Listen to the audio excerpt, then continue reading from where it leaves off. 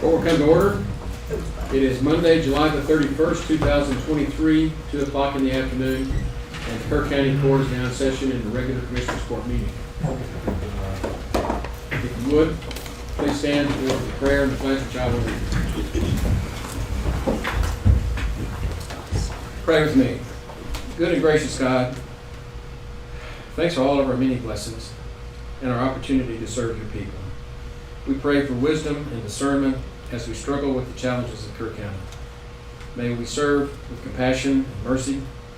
Fill us with your Holy Spirit that we may do your will and forgive us when we fail. In your holy name we pray. Amen.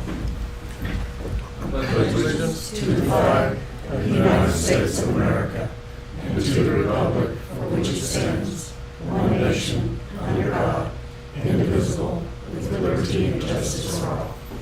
Please be seated. Okay. We're going to do the Commissioners Court meeting first, and then take a short break. We'll do an executive session to talk about some legal matters. Take a short break and then go into the workshop.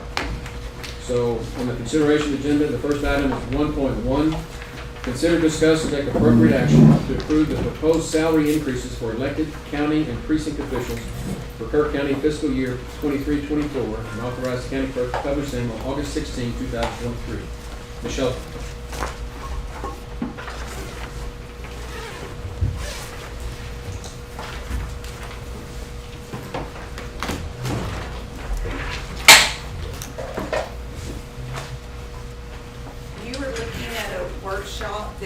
Worksheet that we received today from HR. We have not had time to completely review it. And I don't know if you want to pass it based on our review. This is showing the 5% increase for the wage adjustment and additional monies if they've been discussed about so far. So really, this is the latest and greatest, subject to review and correction. Yes. So, repeat that last part that you said, Tanya, please. This is with the COLA. This is with, yes, the wage adjustment. And anything else? And the special requests that have been sent in. So there was, the treasurer's office had, I think, a 5% increase on there on the special requests that we've discussed. And then this, the sheriff's is one of the ones I'm looking at. I think that was done a little bit differently. I don't think it's going to be quite that high. So I expect his to be less than what's showing on this list. For, in the treasurer office, which position? Hers? It is her position. This is for elected officials. This Right. is elected officials Okay. only. All right. What happens is we have to give notice to the elected officials on what their pay is going to be for the next year. They then have, I believe it is, 5 days in order to file a grievance if for some reason they don't like their salary or think it's being turned in incorrectly done, whatever the word would be. And then y'all have 10 days to do a grievance committee, at which time it will be looked over and any changes to be discussed. And somewhere in all this time, we have to get it in the newspaper also so that everyone knows what the elected officials will be paid. And that's August 16th, right? That's the date we're looking on in order to hit the timeline. It has to be done, I think it's within 10 days of the budget hearing. And so what we really need to do is get you and Mr. Hernandez together, fine tune these numbers. Yes. Basically what we need. Yes. Okay.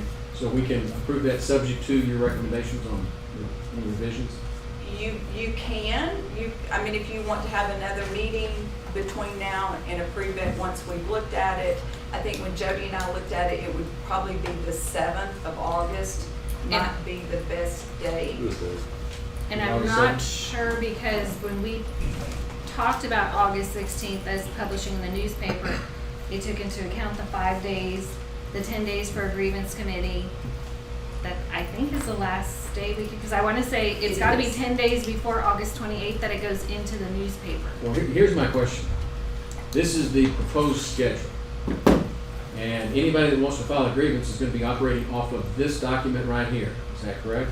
Yes, And if we make any revisions, you're going to distribute any corrections or revisions to this, so they'll know what the actual salaries are, so they can protect whatever rights they want to exercise. yes.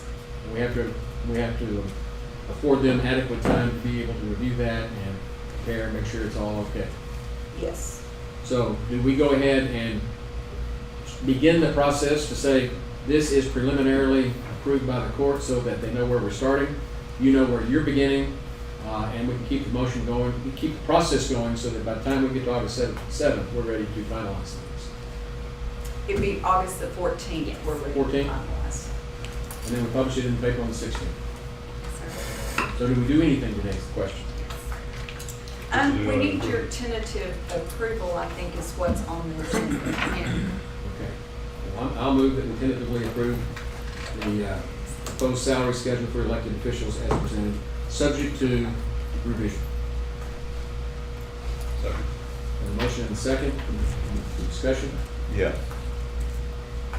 You know, I understand the sheriff's position with the salary adjustment we made there, but as I said last year, I'm not for raises for elected officials other than the COLA. We know what we ran for, what it was gonna be, and that's just me. I know not everybody agreed with me last year, but that's my 2 cents.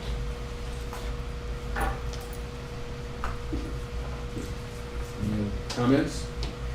Well, I haven't taken that the last 2 times because, well, you know, if we have more money in the budget for people that are county employees, it's better for everybody. I agree with Don. You run for elected office knowing what the pay is, and I didn't come in here to get raises and make money, so. I know it's a career for others, but we are elected officials. Makes it a little different. Any other discussion? Those in favor say aye. Aye. Opposed? Nay. Okay. Okay, so this is not approved. 3-2. So what does that mean? Because we need, so is that, the motion was accepted or not for tentative, and the motion got turned down, so do we go back to last year's salary, or do we include the wage increase? We need instruction from y'all. I'll make a motion to approve this minus the raise for the treasurer's office. You're saying a 5% raise. Just the COLA. I don't even like that, but You have to do that though if you're going to do it for the other employees. I get it, but I'm not gonna take it.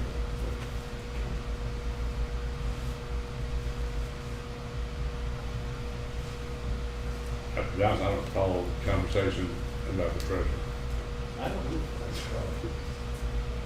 Probably had one, but. I remember last year. What is the issue? Oh, I know the reason. I do remember. It's because she took over payroll, which was when she ran for office. That was not her job. Right. She did not request this year. It was put in by someone else. That's even weird. The salary fairy. Okay. I mean, I think, I don't have a problem with an increase. How much of the increase in the treasurer's salary is the 5% COLA? It's a wage adjustment. Sorry, wage adjustment. It would end up being, I don't know the answer to that. Rosa, do you know? Just the increase for the COLA? Yes. Yeah, I haven't it's calculated 10%, this on about half of it. It's probably about half of it roughly. Right. Well, we already talked about revising the figures, bringing it back. We can do that, and then we can deal with this later. So then So that everybody revise it, gets showing the 5% and slow down the process and let y'all look at it again with another meeting on the 7th of August. Unless before the end of Is this this- meeting, is this you can for give us a treasurer figure. or- Yeah, Ooh. Let's get it clarified. Yeah. and that was my motion. Well, I think I made the motion for tentative approval as presented, subject to Right. revision. And Which that's, failed. that got voted down. So now, My motion was just for the COLA only, and no wage adjustment for the treasurer.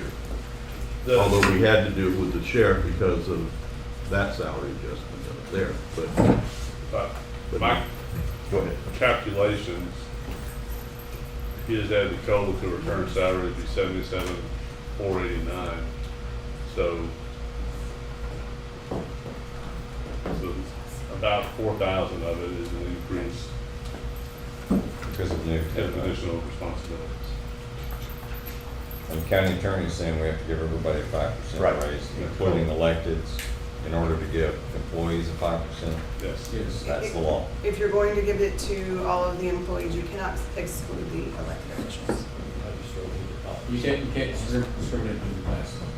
And if, Well, that's gonna happen with the sheriff. Well, I know.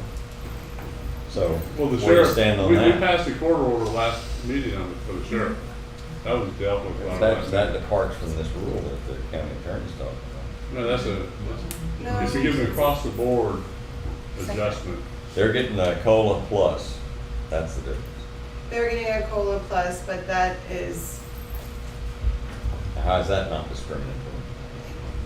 from what I understand, it is for retention, for those I mean, I know departments. that, but I'm Okay. asking you a legal point, because I don't the- understand that. The issue about distinguishing the elected officials from the rest of the county employees is the one that we have talked about in the past, where if the elected officials want to forego any increase they're given, they are welcome to do that. But the commissioners court cannot say, we give it to all of the employees, but the elected officials do not get the increase. But that was not my question. So what was your My question? was, if we give a 5% increase across the board plus, why is that not discriminatory?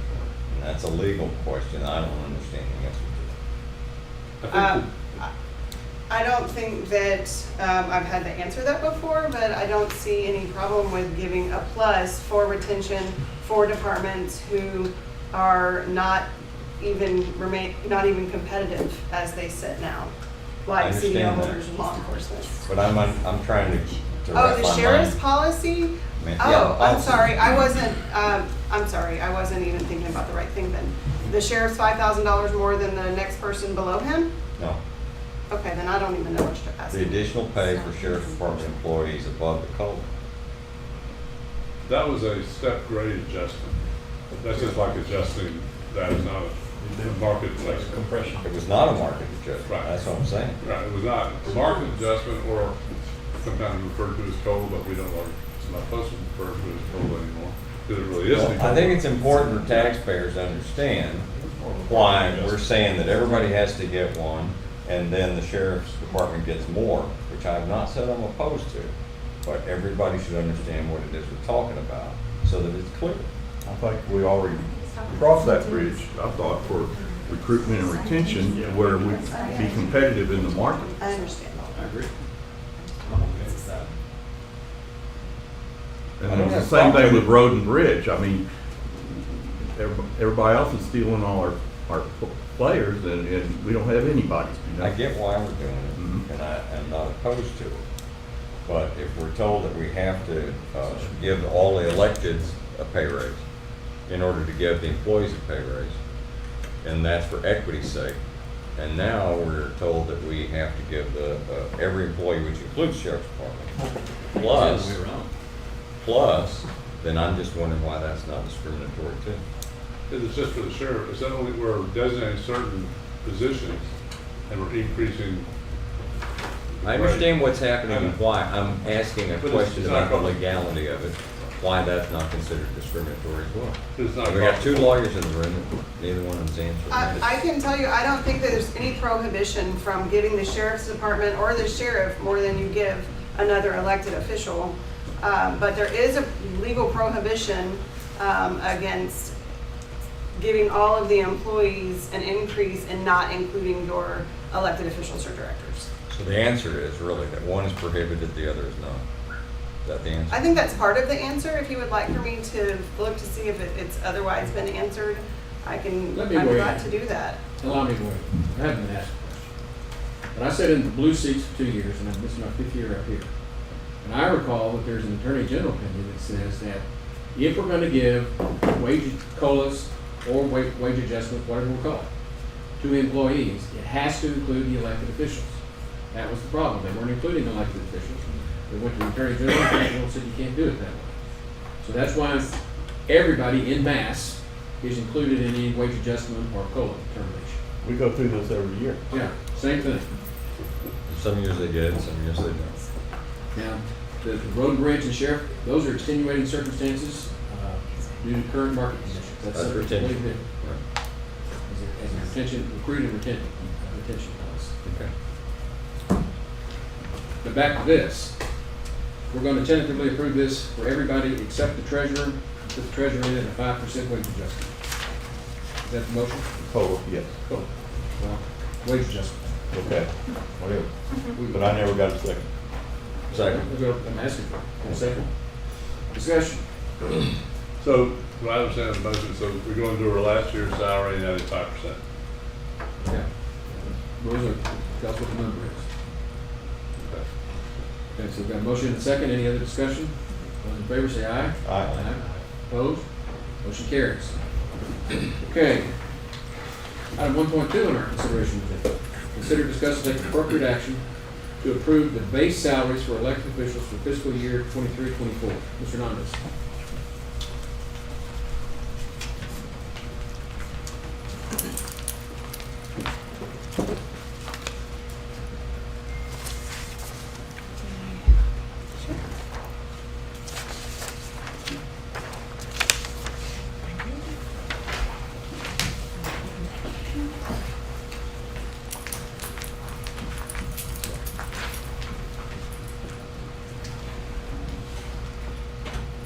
Good afternoon. So this is actually for any new elected official, whenever they come in, this is gonna be their base salary, to start. And what is generally historically has been done is that you take what's in the FY 22-23, the previous year, you add just the 5%, whatever percentage you get, that you all are giving, and you add it to what's gonna be for the 23-24. And that's what these figures are. And what are we going to do with this? This is just for you to approve in case something happens to an elected official. And so like for Mr. Paces, whenever he came in, he was under 2. Yeah. So that is the salary he got, but his was prorated because of the time that he was here. Like it was prorated. It's the same rate as everybody else gets. Right, so this is what this determines, and we have to have this approved in order for you guys to, So this is to an help HR them policy, base Yes. salary for elected officials. newly elected Newly officials. elected officials. I move for approval. Second. Got a motion and a second to approve the elected official base salary schedule as presented. Any discussion? Any discussion? All in favor, say aye. Aye. Opposed? Motion carries. Okay, let's take a short break. We need to have a brief executive session with regard to the status of litigation, and we will reconvene shortly. That's 5 to 10 minutes.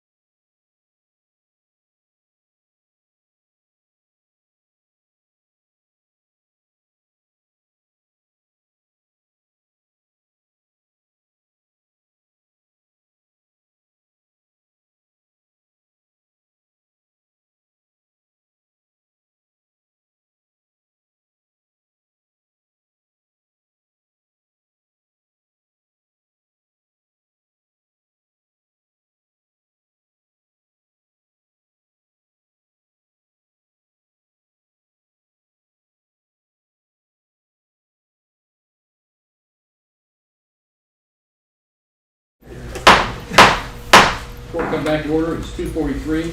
We come out of executive session. We begin the final budget workshop for the FY 23-24 budget. How do we want to start this, Sam? You want to address Fund 77? Going through these, or what do you want to do?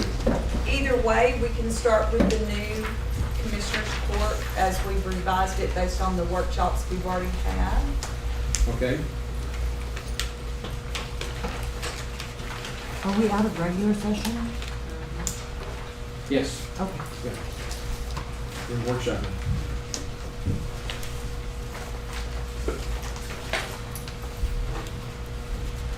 I did say you. Just one, You're adjourned. yes.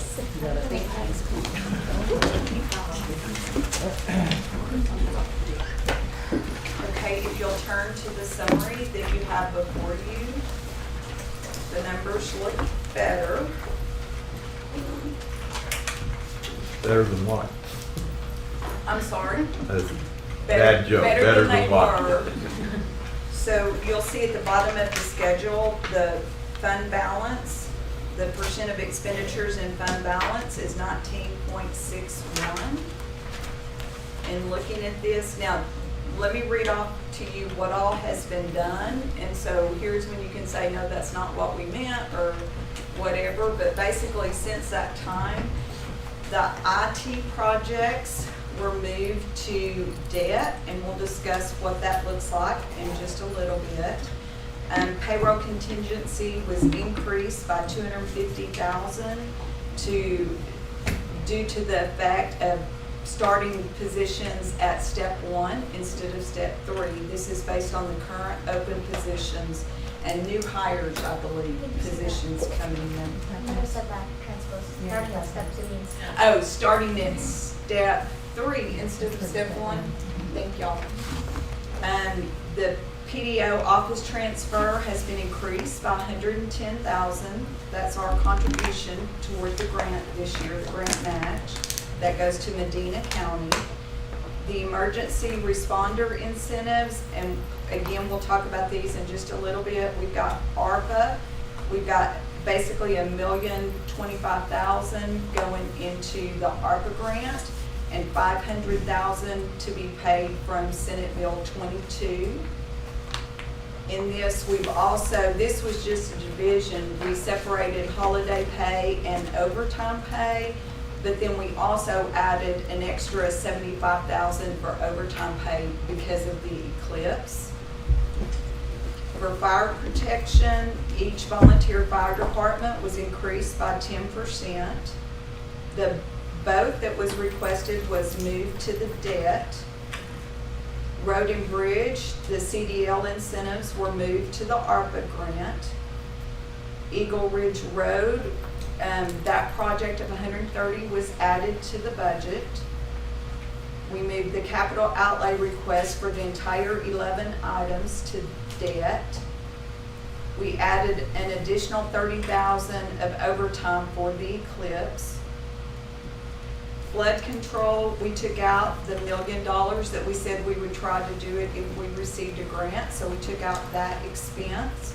We also decreased the flood warning system by $95,000 to account for, I believe it was $4,750 would be our match for Kendall County. So in ARPA, we increased by the incentives, and then we also made a decrease of about $1.3 million in what was shown prior, because we don't have any project connected with those dollars. And again, we have until December of 2024 to obligate those. We are checking to see if we can use the same incentives that we've used this year and pay for the second year also included in that. In Fund 50, indigent services was increased by $65,000, and that was per the HR director's request. And so that's the basic changes that we've done. The note, we've used the payment of 7 years for the payback period, However, we did ensure that the IT and the boat would be paid back in 3-year period, and then the road and bridge equipment, the 5-year equipment would be paid back in 5 years, and the remainder of the equipment, of course, would be in 7 years, even though some of that equipment hopefully will last longer. Is the debt listed as the 2023 limited tax bonds? So- It is the one that's underneath that. It's included the 2021 and the 2023 tax Tax note. note. 550,000 of this 910 listed is for that new note. So you've got a schedule, is it under Capital notes? outlay. Under capital outlay, you'll see the note example. So we did 6 different scenarios trying to look for it as was requested. And this is from RBC Capital Markets after talking to Dusty. The interest rate used was between 4.25% and 4.5%.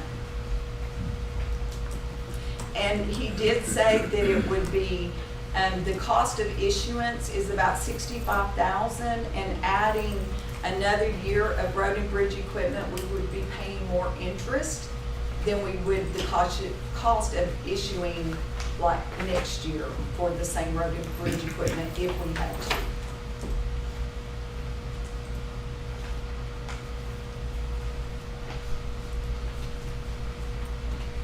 Are y'all finding it okay? Mhm. And so the scenario we used was number 4 down there. In the bottom left-hand corner.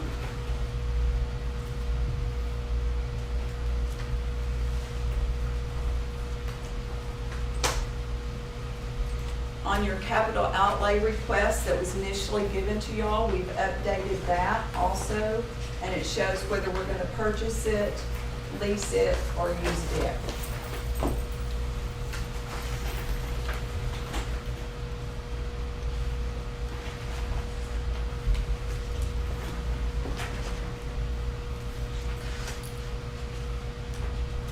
And this is purchasing all of the equipment that Road and Bridge requested. All of the equipment.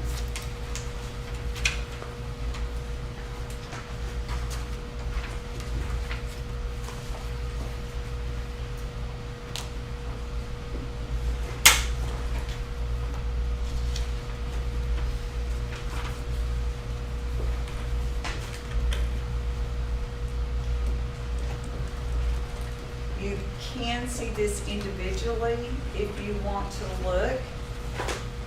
In your tab 65, you will see this section, I believe, hopefully we got that rerun. If we didn't, we may need to rerun that one, that shows the 2023 tax note added in. But it's the same principal and interest that's shown here. The expenditures were added to Fund 16 on your capital projects. That wasn't on the list.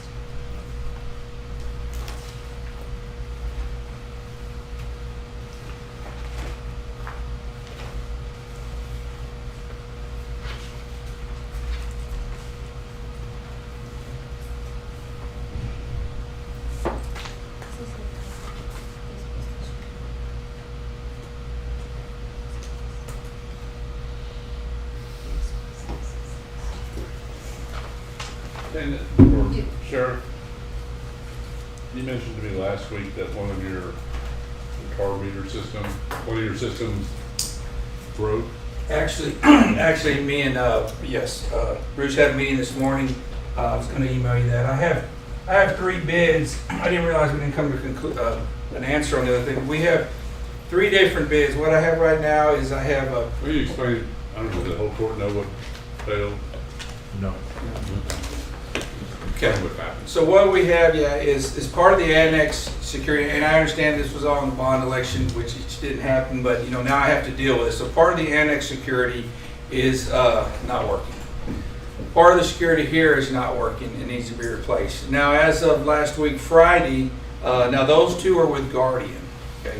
Now, CML is And when the sheriff, I guess, whenever they did the jail expansion, for some reason that contractor decided to use a different vendor. That's why I have so many monitors. So we basically have two systems, okay? They're both starting to fail. So as of Friday, my system failed over there at the sheriff's office, which we won't get a lot of detail, but I can tell you it still works. Everything's still operable. But what happens is we cannot change any codes. We can't add any cards like the new magistrate y'all just added. I can't give her a card. We got to let her in and out until further notice. Got a bid here. That one's like 22-something thousand. One of these is 23,000. One's 33,000. About 75,000. So talk to Bruce. We got a guy coming in, but I highly suggest we got to address this. We got to get it fixed. You know, we got to get it fixed, sir. And you know, some of it's kind of a patch. I know how we feel about patches, but whether we patch it or we redo it completely, we need to get it fixed as soon as possible. And this is something that we knew was gonna fail, right, with the bond that you didn't pass, so we gotta fix this. Right, we would have been in really good shape. We'd have revamped everything, and you know, now we, like I've always told you, we got files, we got cards, we got keys, we got. I mean, Yeah. Does that show up? Is that in the I don't think it's in here, is it? It's not? It's not in there. Are you thinking we'll use contingency this year if it needs to be What? immediate? That's what I would say. I mean, I don't know, I just wanna make sure that it gets fixed, so we have money somewhere to It's, repair it. And I hate patching it and kinda halfway doing it, but we gotta have a system to work. So the repair, Larry, is 22,000, or is that? that's for one company. One. Yeah, so we have two Guardian, I say bids, or to fix what we have, and then I got CML. The $22,000 is to fix at the sheriff's office, mainly for our side, a card reader, to get a new card reader, new software, so where we can go in and change our codes and we can make IDs so people can get in and out of the building. Like I said, if we already have one, we're good. But like I said, Judge, we can't make any new ones. And it doesn't happen often, but obviously we like to be able to change our codes and employees change, or we like to make new cards for people that want to come in and out. Is there, we can, so for 75,000, we can fix all of these and using contingency in this year's budget? Yes, sir. Yes, they're coming down just to verify that. But right now, what I'm being told, the Guardian's coming down hopefully this week, right? To see, but that should fix everything pretty well. Also, that will give us the capability to expand to the PDO and Ingram if things have worked out. So I'm pretty comfortable we'd be in really good shape. But I want to hear one more time from Guardian. What kind of dollars are we looking at to expand to the PDO building in Ingram? That's part of. That's why he's coming. You know, give me that. Now, this is what we got today. But I'd be able to give you, hey, you want to plan for the PDO, you want to plan for Ingram, we'll have those numbers. Okay. So if we fix all of it, I heard two figures, 22,000, 75,000 for Commissioner Hunter. Are we talking about those together, or?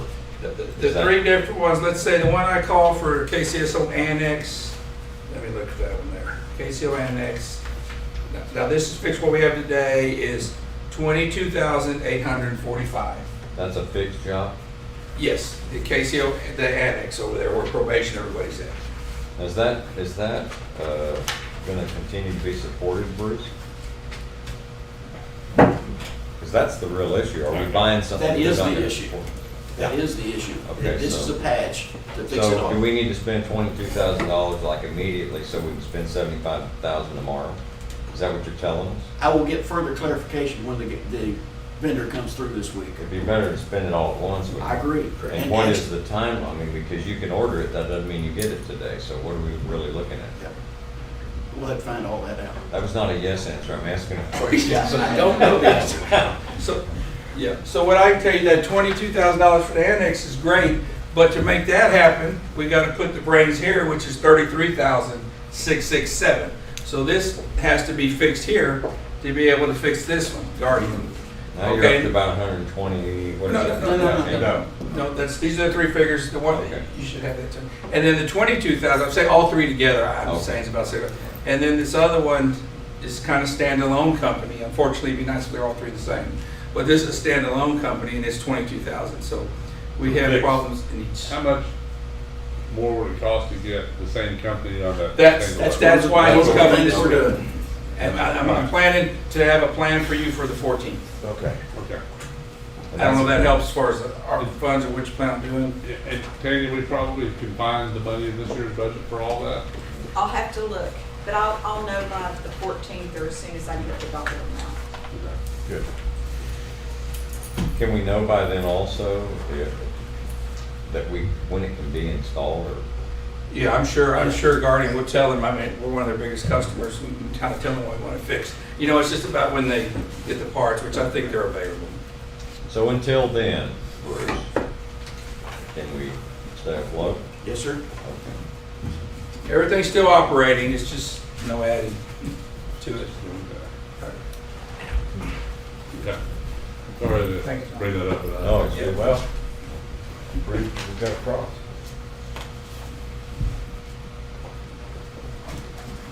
We don't have an agenda, so we can talk about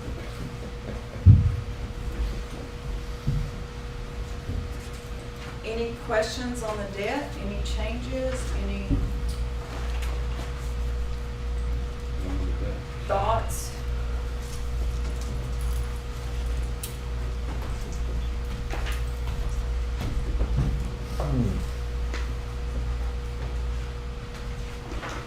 And I guess it's not a question on the debt, but on the revenue, tax revenue. How confident are we on that? So this was Numbers. ran using the certified values, and so these are the dollar amounts that we're expecting from the no new revenue rate. I do not have rates right now, and Bob will bring those on the 14th and give you the no new revenue rate, the variable rate, voter approval rate, and then the M&O rate and the debt service rate.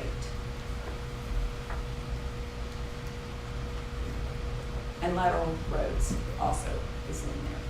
But I mean, I look at the big picture, the general fund looks okay. But on the total, we're pretty low. The 19.61%. So if, Can to you your address this? point, is that I have a schedule, if that's okay. I don't think we Before we included get into it that with schedule. y'all. I think it's important that we understand what we're doing with the fund balance. We have very good interest rates on our bonds because we have had very good fund balance over the past 4 years. We're spending. If you look at the summary, that first one, you go to that first column over there, you can see what the estimated reserve balance is at the end of this fiscal year, $16 million. And then if you go over to the last column where it has the estimated ending reserve balance, 1 year, September 30, 2024, it's $10 million. We're spending $6 million in our fund balance on this budget. That's money we're going to have next year. We're spending. If you look at the total revenue, which is that fourth column, if you go back to the one before we had it last time we did this, that was 40 million. I do not have that number in front of me. I've got it in my notes here. And that is now up to a little over 50 million. And that has to do with the new appraised value, right? That would have been some of the increase. That would be the second column, the 27,900. And then in terms of where we are now with regard to the total budget, total expenditures, it's up to over $62 million, 62.5.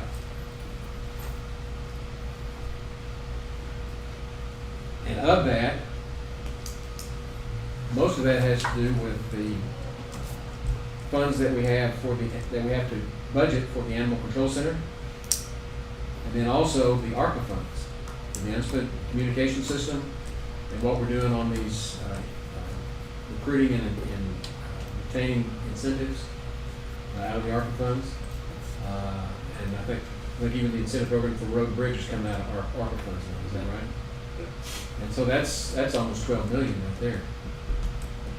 So if you take those out, Yes, so for the one-time expenditures, the expenditures would drop down to about 46.5. Right. And then the fund balance would be about 12 million. And so the percent of expenditures in fund balance would be 25.24. And So the fund balance is actually probably healthier than the 19.6. yes, And the guideline is 25%. Right. and so moving, this is still a moving target as far as you look at just general funds and your debt service funds and your road and bridge. And if you just put those together, we're at about 23.94%. And so if you were to just take this and go up to the 25%, you'd need about $500,000. And it's going up a little bit from there too. That's as of this projection.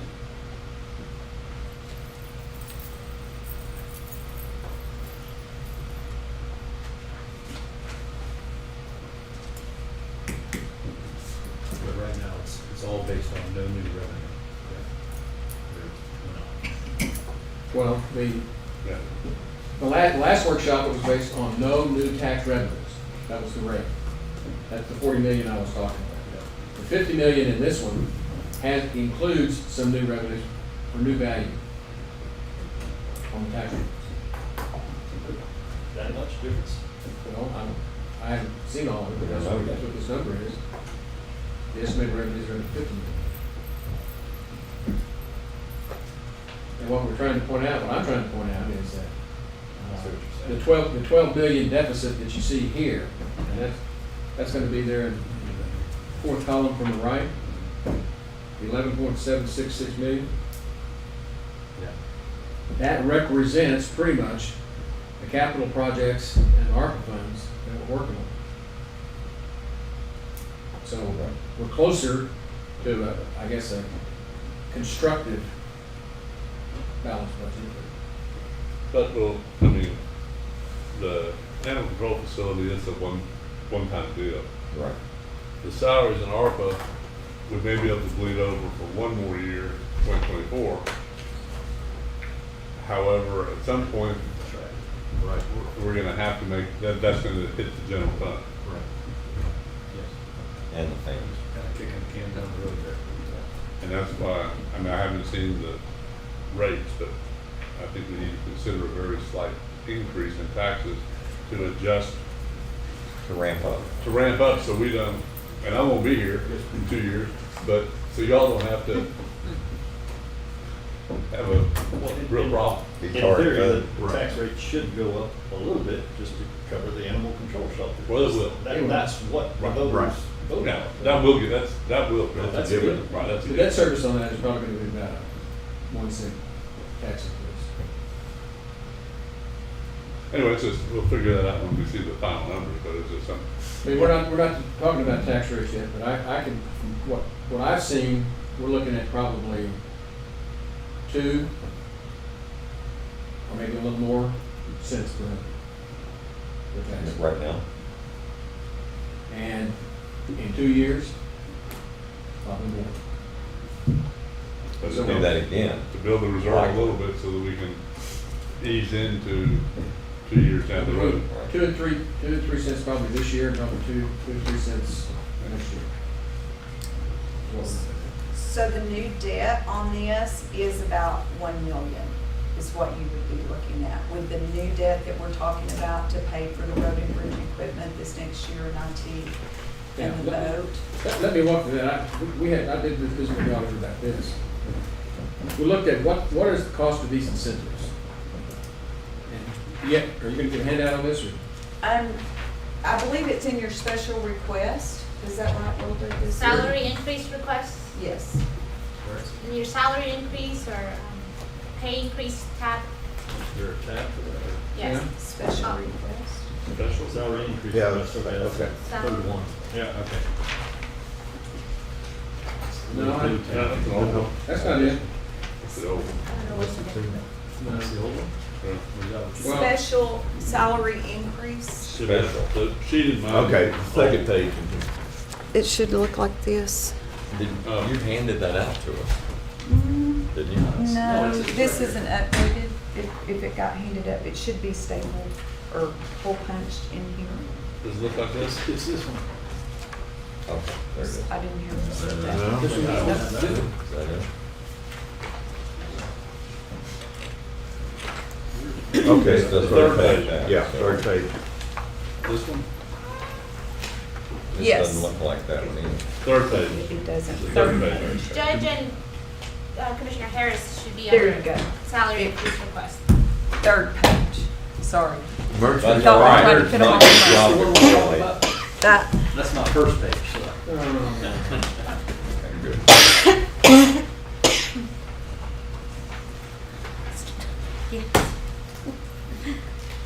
I choked earlier, I'm fine. Sorry, I'm choking on this, so.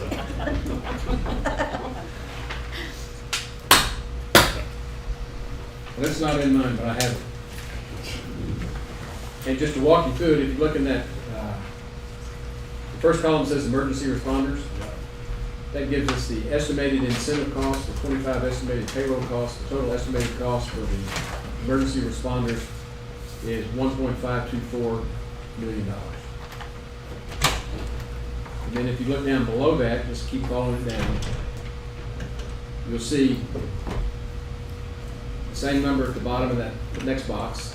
But if you look over to the right, you're gonna see the SB 22 funds, 500,000. Which, if those are applied against 1.5 million, it reduces the emergency responder funds down to a cost of about just slightly over $1 million. For road and bridge CDLs, go back up and do the same process. You can see that the total cost for that is about 144,000. And then when you come down to the CDL boxes, you can see that everything that we're doing, CDLs and emergency responders, is going to cost about $1.7 million. Right? Yes, and we need to say a caveat because we had a late email in from GrantWorks. And Jody, do you want to explain this? I mean, I can try a little bit. Jody was the one who saw it. Wish I would The- have printed out that email. The got it ten, right Do you here. have it? Okay. Of course you did. Okay. I didn't know.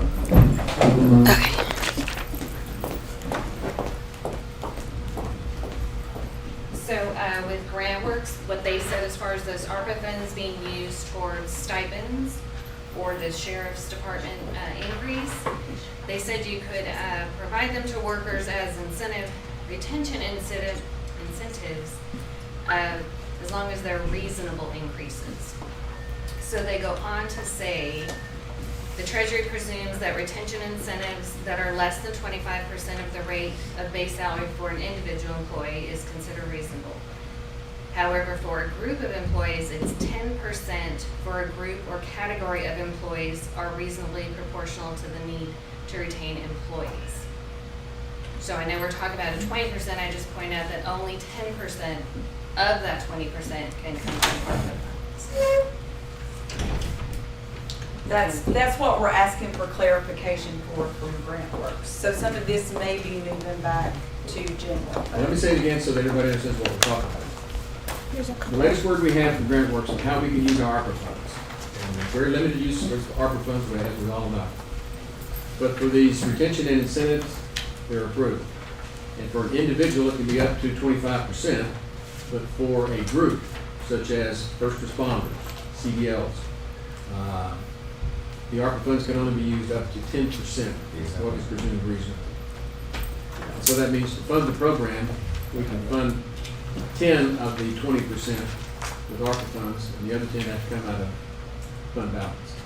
General fund. That would be used for the 500,000 from Senate Bill 22 would factor in that.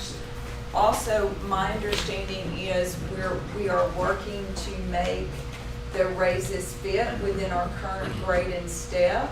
And so until we get the individual's position schedule done, I don't know what this might be.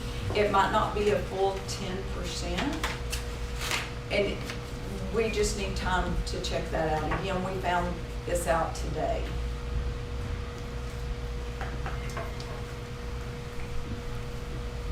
So it'd basically be, we'd try to put as much as we possibly could into ARPA, and the rest of it being paid with Senate Bill 22. It sounds like the CDL incentives at 10%, there won't be a question about. However, they will be worked in our salary position schedule, grading step also. And just, I visited with Rosa on this.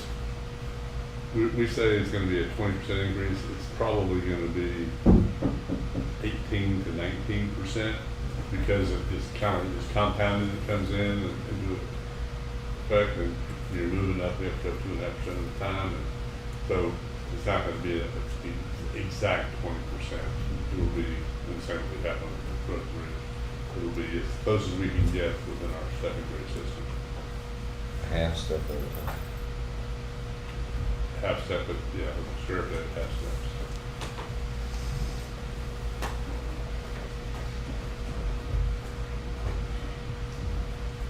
I'm sure Kelly's working on Senate Bill 204, that's gonna get you that big increase for your people, right?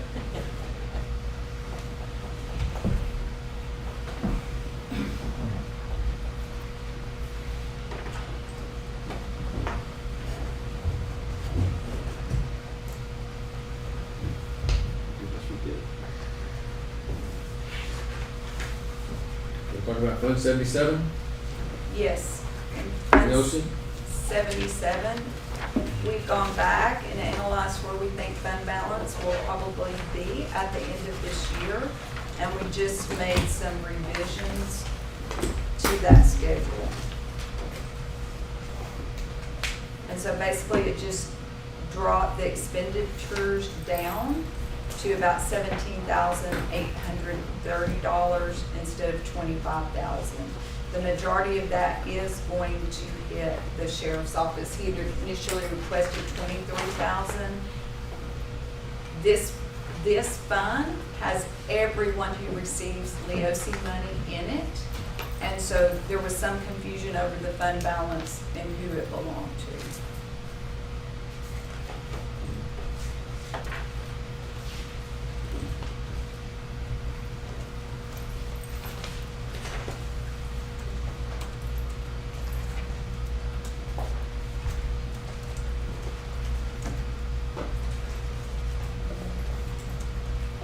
And these are all funds received from the state, and they can only be used for education, I believe, training.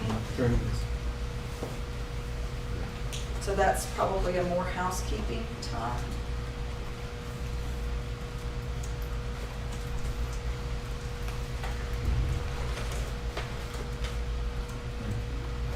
Anything else on Leosin? What's the acronym stand for? Law enforcement, what does Leosin stand for? Law enforcement? Officers, I'd have to look. yeah. Special education? They don't know either.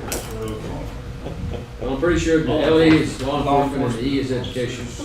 Law Probably enforcement officer supplemental. standards and education Supplement, there you fund. go. Could be, that's what. Law enforcement officer standards and education fund. Standards in education.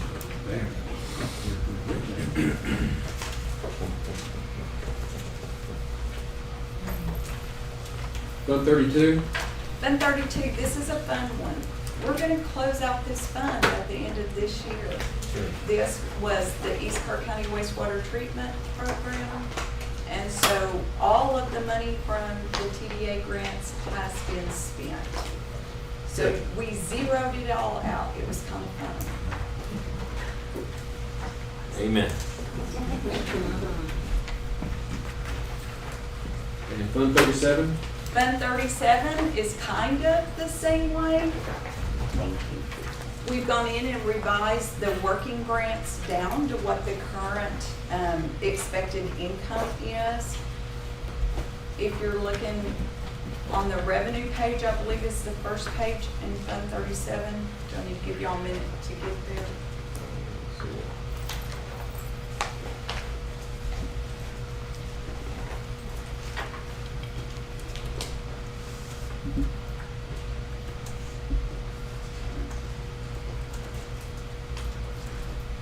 So revenues, we're gonna have 6.6 million, almost 6.7 million. Those are all grants or loan forgiveness at this point.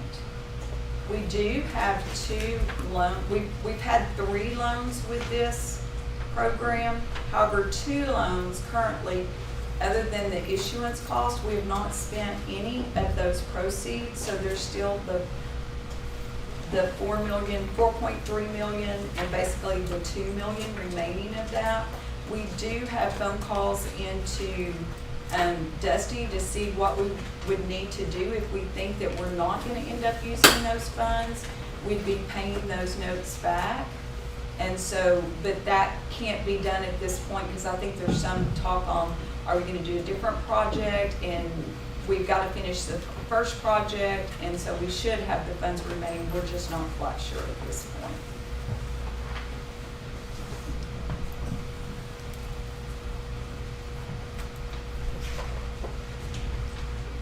So your total expenditures for that area is gonna be 6.8 million right now. So some of that will be fund balance that's currently in there. And again, this is more just a grant and where we are right now. And fund that this project is almost completed. And all I did was keep the numbers. Charlie oversaw most of the work, if not all.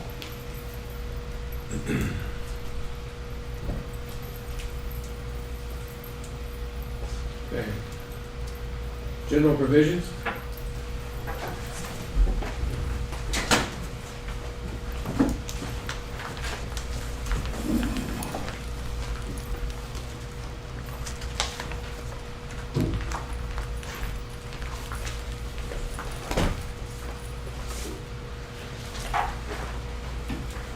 So,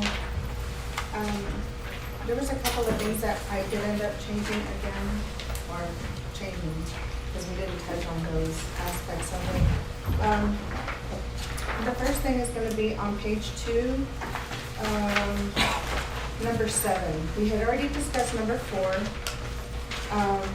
but on number 7, since, the treasurer's office has taken over the payroll, I changed those out to treasurer's office. On page 3, the same thing. I put the treasurer's office instead of the HR office because they, like I stated, they took over the payroll. So then we go down to the overtime. Rosa, let's go back to number 4. Yes.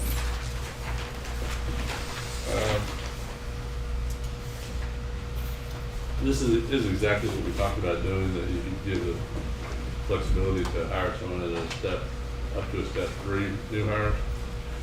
The problem that, and I didn't think this, people came to me and told me this, is that we have experienced people that are maybe at step 1 right now, that should have been, under the new policy, would be at 3, but they're stuck at 1.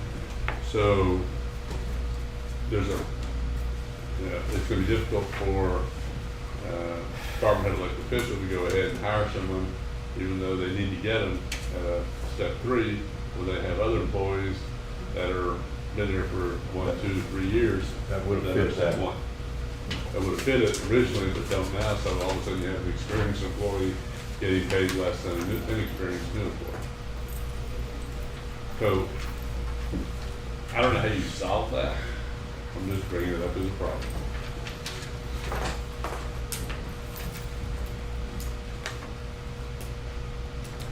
It is.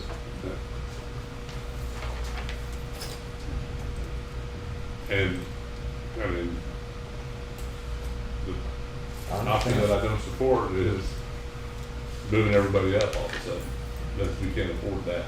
So, I thought we discussed this, and I don't remember the particulars, but this was, we didn't, obviously, we didn't come up with a solution, but it just discussed as a possibility. So, if I was a department head, I'd want to be able to hire somebody at a 1 and advance the other one to a 3, but we've eliminated that possibility there. So I don't know now what you do. Well- In other words, you take your experienced person, you bump them up, and hire the next one down to one, but we decided we weren't gonna do that anymore, so. Yeah, I mean, and the idea of this is like Kelly, because she's sitting here, you have somebody coming out of the military who has a lot of heavy equipment experience, Yeah. rather than, you know, take it, bring them in at one, bring them in at three. Total sense, so I think it's a good idea, They need that flexibility. but there's no allowance in our policy to have that same person who hired last year to move that person up. So, it's just a problem that I see in the policy. And I don't know how you fix it with our current budget situation. I'd recommend leave it in the policy, Yeah. but maybe in 2 to 3 years it'll start being able to be used. Right. I think it would be addressed during the budget year, at the beginning of the budget year, like we're doing now, wouldn't it? They could address it then. Jamie's saying no. I would suggest giving us more time to really look and analyze what the effect of that would be.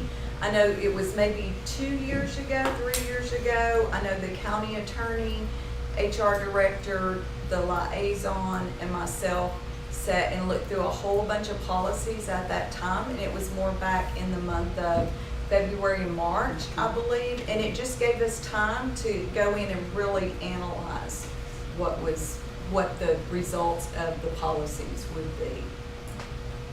Yeah. I mean, I think it needs to be looked at. I don't think we have time. I agree with that. We don't have time right now in the next 2 weeks to figure out this.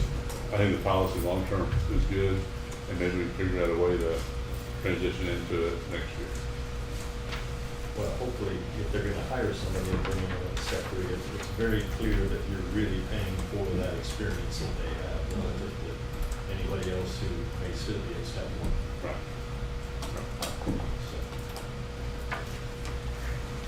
So, So at least we have the flexibility now.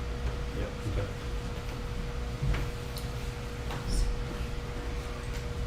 So everybody's good with 4? Yep.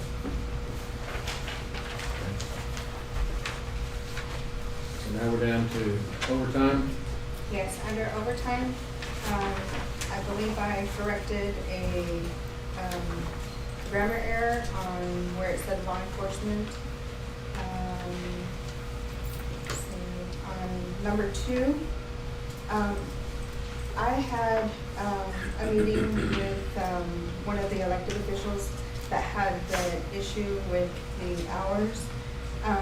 And before I went to him, my thought was to bring it up to 120 hours.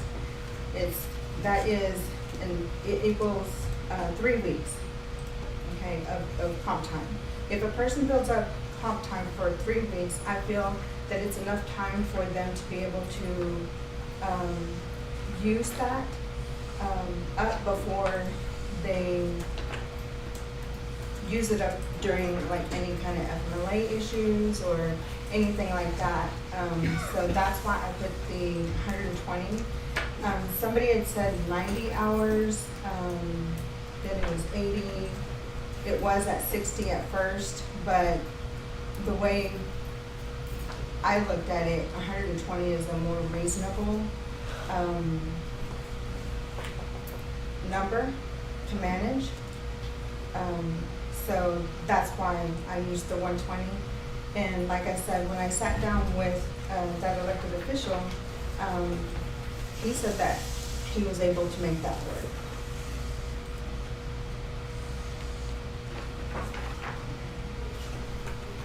That looks good.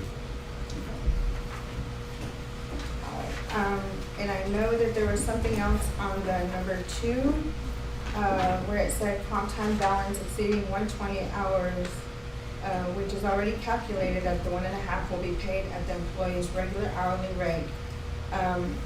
There was a portion of that was left out. This is on the next pay cycle after the overage has been accrued. That gives us a timeline for that accrual. Let's see. 1 And then the next one is gonna be the comp time balance over 120 hours. Must be depleted prior to using any paid time off. And it says, employees request to take time off. I removed something in there because it was kind of making it seem, I removed the word comp time, because it made it seem like the employee was requesting for the elected official to approve the comp time use. And this is basically clearing up that the employee is requesting the time to be used instead of the elected official being able to, or the elected official to say, no, you cannot use the comp time, use your PTO time or what have you. That way it's clear that the PTO, the comp time should be used first before the PTO.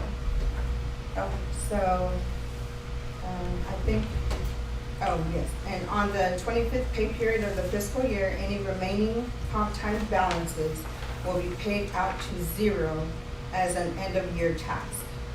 Just to clear that at the beginning of the new fiscal year, you're going to start out at zero. Okay. Do you have any questions on that?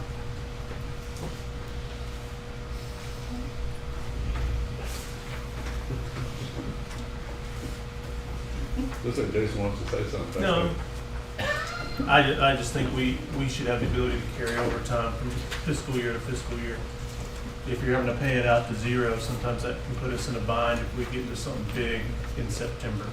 So there is a statement in here that says elected appointed officials or department heads on a case-by-case basis for employees shall advise the HR and Treasurer's Department of said employee in order for you to carry that over. So that is in there, It's case by case. case-by-case basis.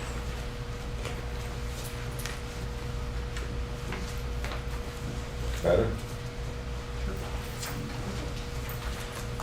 Because somebody's gotta be the last one in the gate. Yeah. That always happens. No, as long as we can cover and we don't get into a situation where we accrue a lot of comp time or something at the end of a budget cycle, that then the next thing you know, we're not scrambling to figure out where we're gonna pay it out. So we had a little bit of an issue of that. Miscommunication last fiscal year.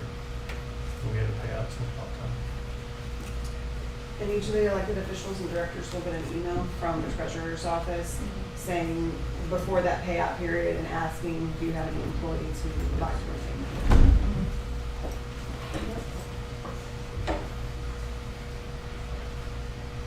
Okay, so we'll move on to page 4. And on page 4,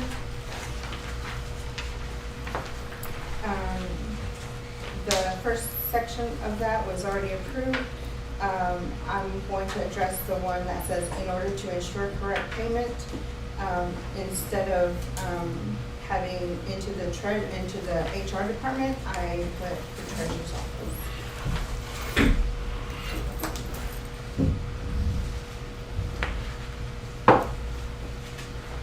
Because the timesheets are going to be going to them because they get processed for them.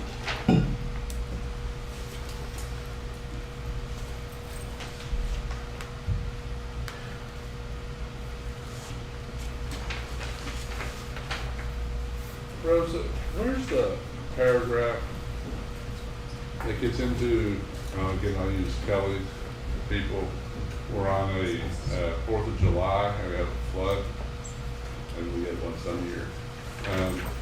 So Kelly's people have to work, so they get holiday pay plus overtime pay for that day, correct? Yes, that's actually in the actual handbook itself. Okay. I didn't see it here, I want to make sure. Yeah. Okay. Thank you. Anything else on general provision? Good job. I mean, these are tedious, but I've learned this is very, very important when it comes to yeah. paying people. Exactly how they get paid. You bet. And it has a big budget impact. It's which hours they use when. It's always important to be able to point to something and say, it says right here. Yep, this is why. It does help. Okay, discuss tax rate. I don't think we can discuss the tax rate at this time. There was an error in the comptroller's worksheet, and so it's taken time for that to get worked out so we can complete the, is it TNT? I can't think of what, truth and taxation schedule. So it will be presented by the tax assessor collector on the 14th of August. Any more to discuss about elected official salaries? I think we've exhausted that. Yeah. And then finalize the proposed budget. So all that I believe is left is working with Grant Works to finish up the finalization on how much of that can go toward the ARPA grant, and then finishing up the position schedule so that we can get the details into the budget for each individual and add them up per department. Right now, the estimates are what you're seeing in your figures. So on the 14th, we approve the budget? No, on the 28th, we approved the budget. On the 14th, you approved the proposed budget. Okay. Well, We will be filing whatever we've got at the time on the 10th of August, I believe is when we file it. The budget officer files it with the county clerk. And so it's filed, it will be available on the website just as soon as it can be put up at that point in time.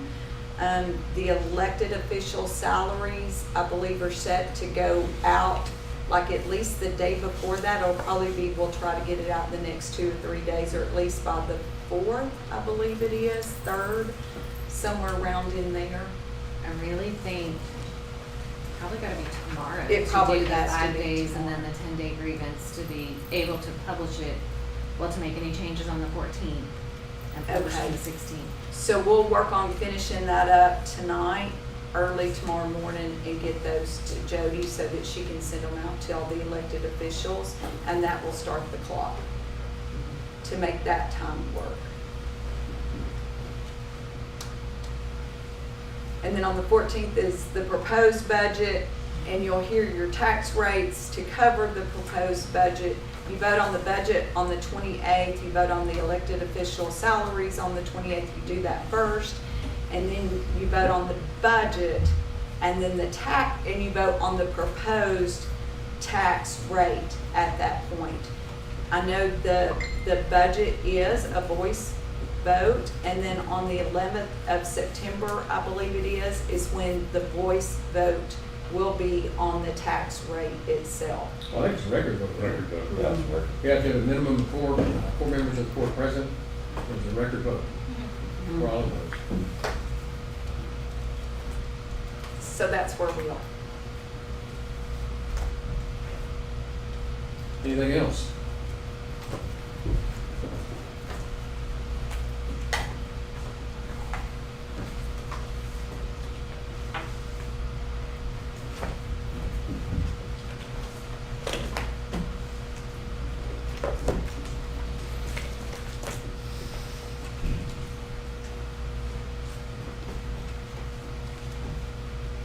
Any other ideas or suggestions on how we might trim the budget?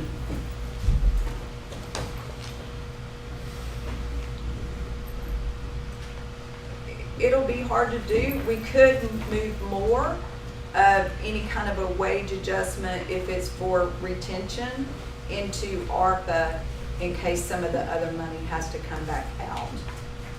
Just, you ask, is there anything else that could be done? But I mean, technically, the market adjustment is for retention. I'd say that, because if you don't do the market adjustment, lose employees. Right, well, that was the reason we agreed to it. I mean, they had to have it. We also could move new hires, the list of new hires y'all approved, those could be paid 100% out of ARPA also. But I believe there's only 4 positions this year. Well, whatever we do, we're gonna use the ARPA funds the way GrantWorks instructs us to do it. Yes. And we're really just rearranging where the funds are gonna be used, not the fact that they're gonna be used. Yes, Problem But this comes, will end up committing all of our ARPA funds back year in next year. that is the goal. And that's, our goal is to get this over with and move on. right. Now, on the recruiting and retention program.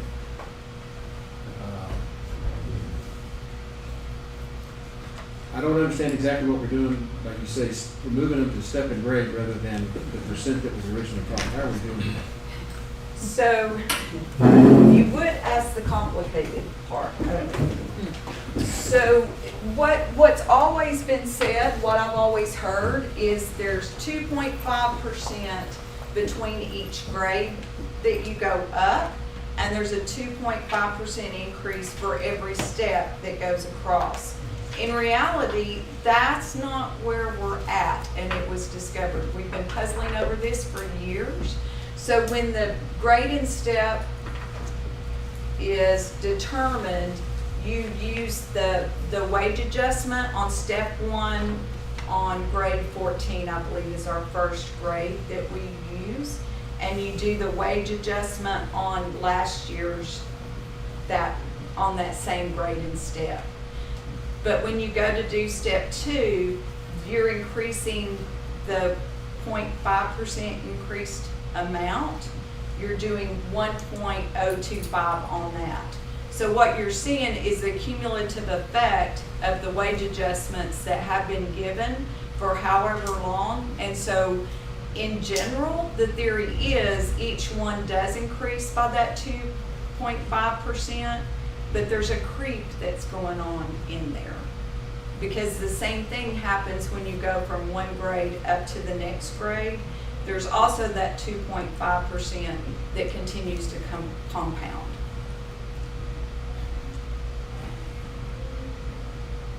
I know I visited some with the sheriff and some with the auditor and some with HR that early next year, we need to look at our step and grade. I mean, I think it's too complicated. I've thought that for a while. Each time we've looked at it, it has become more complicated. Yeah, I think the hope is to get it simpler and it goes the other direction. Yeah. But the sheriff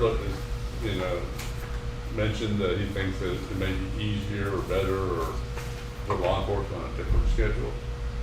A lot of counties do that. I think that our system is very complicated. Anyway, I'd like to, I'd be glad to be on it, but I really don't want to be the only commissioner on it because I'm not going to be around that much longer. And I think that we really need to look at our system and have a committee sometime early next year into this year to really look at other counties that seem to have a lot simpler. Kendall County, I think, has a simpler system. Medina County has a simpler system, and really see how it's possible to move to a simple system. I like simple, happy to work with you on that. Part of the issue is it's manual, and so you've got a grade and step that's manual, and then for every raise, you've got to go into a position schedule, and it's another manual. And we're dealing with 300 plus employees now. So that's what makes it, adds to the complexity of it. Whenever you do a change, there will probably be some employees that are happy, some employees that aren't happy. I mean, it's got to be, there's always a little bit of an adjustment, and you can't make everybody happy all the time. So, That's the way it is at my house. Well, we looked at wage adjustment stuff. We had professional help on that. Right. And I actually was naive enough to think that was going to help us with this problem. And found out it didn't, so it just gets more complicated. Now, I'm watching Kelly while it's being described, and she's sitting there nodding. She knows the system.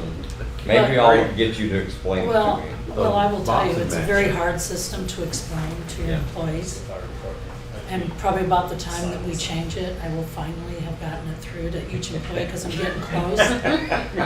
But I do agree that it is difficult, and I agree with the statement of you gotta start somewhere, and there are gonna be some people they're gonna feel like they're getting ripped off or whatever it may be, and some that will be okay with it.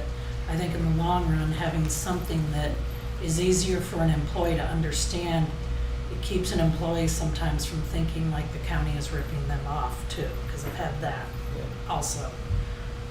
So I understand how it works, but it has taken me a very, very long time. And so every time I do any of the new type of adjustments that we have, it's a one-on-one with that employee, and I always give them that current step and grade sheet and show them where they currently are, and this is where you will be, and then I explain each column. Some I see the light finally, go on, and others I can still see the blank stare, but they're happy they're getting more money. But I've got more that understand it now than I ever have, but that has taken a lot of individual one-on-one time to try to explain it. So if it probably was something similar, I think it would probably take a lot of headaches out of department heads and elected officials, and probably especially HR. Like I said, sometimes people thinking that they're not being paid correctly when they are. So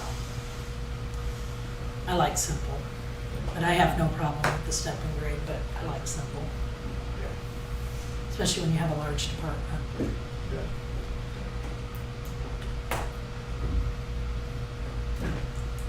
Anything else?